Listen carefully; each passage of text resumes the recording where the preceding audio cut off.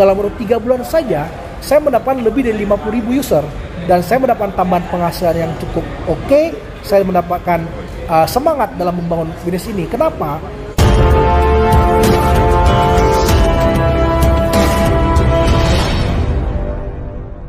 Yang kami bangun untuk menjadi solusi bagi teman-teman UMKM, khususnya teman-teman UMKM yang berupa warung, telco, maupun hotel, restoran, dan kafe. Jadi ini merupakan pengembangan dari bisnis pulsa konvensional yang sudah saya jalankan sejak tahun 2009 ketika saya berusia 16 tahun atau ketika saya berada di SMA kelas 2. Jadi ini merupakan pengembangan dari sebuah platform konvensional yang melihat potensi market yang begitu besar dari penetrasi smartphone yang semakin luar biasa dari tahun ke tahun. Mungkin bisa dijelaskan secara detail gitu, awal mula terpikirnya bisnis ini seperti apa?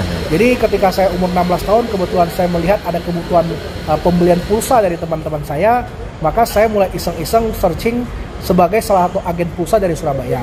Nah, di situ saya melihat ternyata kebutuhan pulsa itu cukup besar.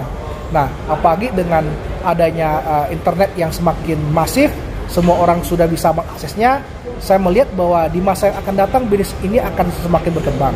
Nah, saya cukup beruntung dengan berbagai perjuangan ketika saya menjadi sales sendiri, saya menjadi operator sendiri, saya menjadi finance sendiri.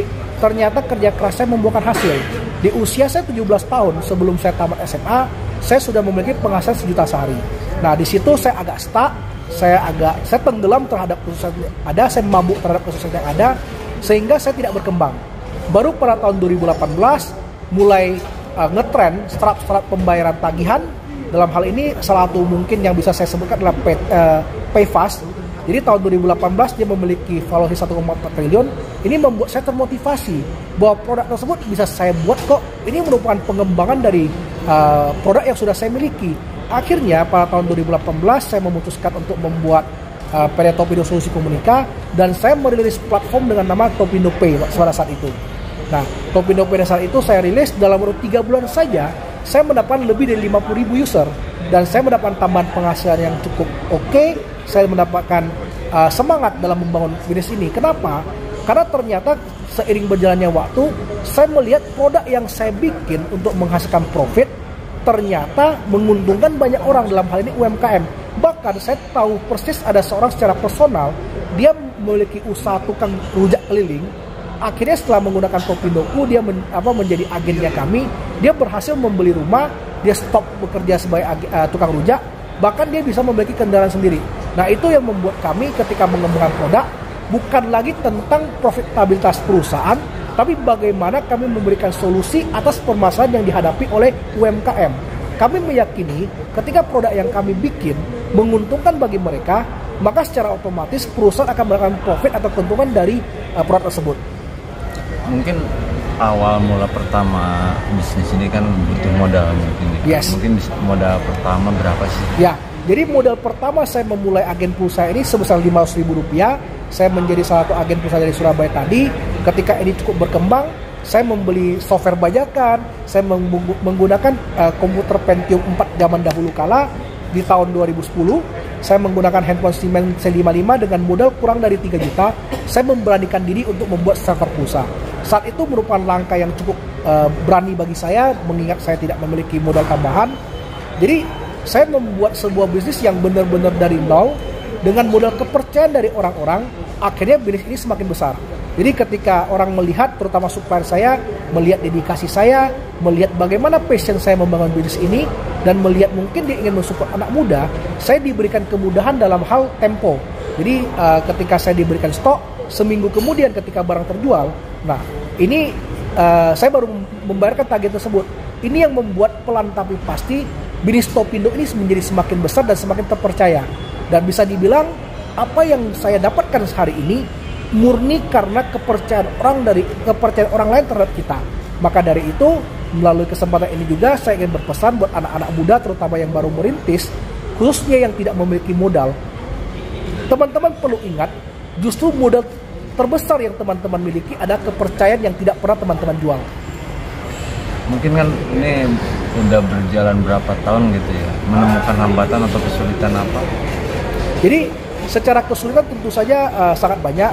Jadi pada tahun 2009 sampai tahun 2018, ketika saya memang masih berpikiran cukup pendek, saya melihat saya tinggal di daerah, maka bisnis saya tidak mungkin besar. Karena pangsa pasar yang sedikit, target market yang sedikit, tidak memungkinkan bisnis ini tumbuh menjadi bisnis yang go nasional. Nah, ternyata itu merupakan anggapan yang salah. Di era teknologi yang semakin modern, tentu saja kesempatan terbuka lebar. Dengan saya membangun Topindoku, saya bisa go nasional, saya punya market bisa benar-benar bukan cuma di daerah saja, tapi benar-benar menjangkau seluruh pelosok Indonesia, membuat bisnis ini semakin menarik. Nah, kalau kita ngomong tantangan sebagai pengusaha, tentu saja sangat banyak tantangan. Pengusaha itu seseorang yang ketika tergelincir bisa mulai dari awal, dan saya banyak sekali menemukan hal seperti itu. Saya ditipu orang, saya pernah kehilangan hampir 65% harta saya karena masalah pajak, karena waktu itu saya tidak mengerti pajak. Jadi saya benar-benar tidak melaporkan sebagaimana mestinya. Hingga tahun 2020, saya ketika membuat PT tahun 2018, saya kehilangan 65% dari harta saya demi membereskan dosa masa lalu saya. Nah, ini yang membuat banyak pengusaha itu mungkin mundur. Dengan banyak saya lihat anak-anak muda terutama dari daerah, dia memiliki kreativitas, dia memiliki ide, dia memiliki semangat juang. Permasalahan adalah mereka terlalu mudah menyerah. Ketika menghadapi masalah, ketika ditipu orang, ketika mungkin menghadapi hal yang mungkin dianggap di luar dari kapasitas mereka, mereka akan memilih untuk menghindari atau bahkan berhenti dari mengejar karir maupun mimpi mereka. Maka dari itu, kalau teman-teman sudah memang fokus untuk menjadi pengusaha, dengan tentu saja berbagai tantangan yang akan datang, teman-teman harus hadapi. Apalagi kalau teman-teman nggak punya modal, teman-teman nggak punya teman, dalam artian network teman-teman nggak bagus, ada masalah, teman-teman tidak tahu kemana harus berpaling, itu menjadi tantangan cukup besar. Nah, kalau saya berbicara UMKM, memang tentang pencatatan keuangan dan pajak akan menjadi concern utama. Jadi ini juga menjadi permasalahan bagi kita. Nah, kan tadi sempat berbicara tentang masalah seperti itu. Cara Mas sendiri untuk menghadapi itu seperti apa? Tentu saja untuk menghadapi sebuah permasalahan adalah kita harus terus belajar. Kita harus banyak teman. Pengusaha paling penting adalah network. Kita harus banyak teman, harus banyak mentor yang lebih pintar dari kita. Harus banyak belajar dari manapun sumbernya. Jadi ketika ada permasalahan, jangan takut untuk mencari solusinya melalui berbagai cara. Misalnya mencari orang-orang yang sudah pernah mengalaminya, ataupun mungkin memang permasalahan tersebut sesuatu yang teman-teman harus pecahkan sendiri dengan kemampuan teman-teman. Yang penting teman-teman tidak menyerah, maka cepat atau lambat badai pasti berlalu. Yang penting teman-teman punya tekad yang kuat untuk melewati badai tersebut. Saya yakin permasalahan apapun, seberat apapun bisa teman-teman lewati. Nah, kan ini juga langsung berkembang pesat gitu ya. Mungkin kuncinya apa sih Mas? Rahasia nih di balik kesuksesan Mas Eko ini? Kalau saya bilang rahasia dari keberhasilan saya, membuat perusahaan dengan modal 500.000 hingga menjadi perusahaan dengan nilai ratusan miliar adalah tekad pantang menyerah. Saya menghadapi banyak hal, saya mengalami kegagalan cukup besar, saya pernah hampir kehilangan semuanya, saya pernah kehilangan 65% dari harta saya.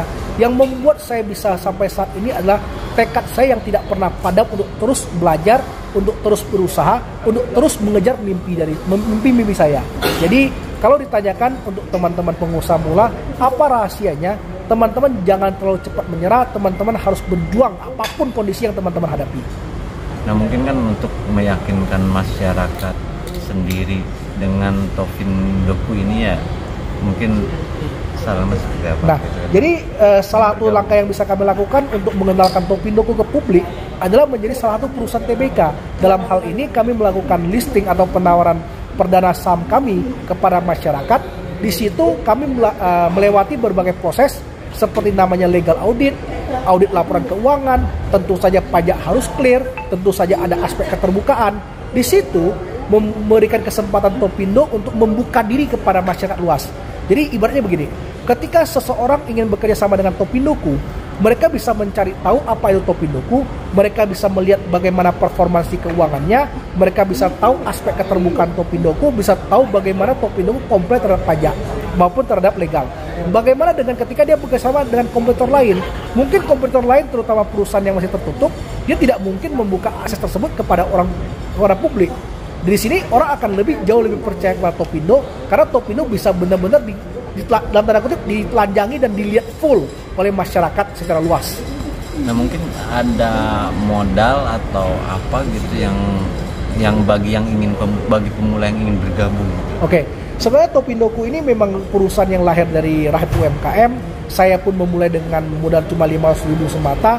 Ini yang membuat Topindoku sebagai sebuah platform dapat digunakan secara gratis untuk produk tertentu seperti kasir, seperti kris.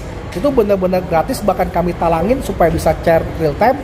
Tapi juga misalnya teman-teman ingin misalnya memiliki produk, membuka misalnya layanan pengiriman seperti ekspedisi dan lain-lain, teman-teman cukup menyiapkan modal cuma Rp100.000 saja. Teman-teman bisa jual pulsa, bisa isi token dan semacamnya, buat pakai sendiri oke, buat dijual kembali bisa.